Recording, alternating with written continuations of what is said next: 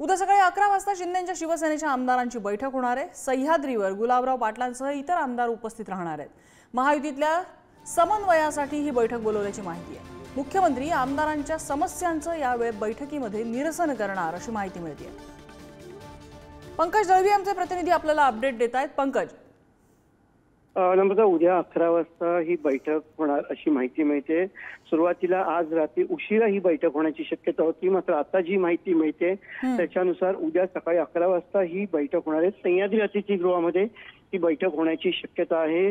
कुठेतरी महायुतीच्या नेत्यांमध्ये समन्वयाचा अभाव आढळून येतो। दोन्ही बाजूनी आरोप प्रत्यारोप केले जातात, विधानं केली जातात, त्याच्यामुळे महायुतीतला समन्वय नाही ही गोष्ट ठळकपणे अधोरेखित होते।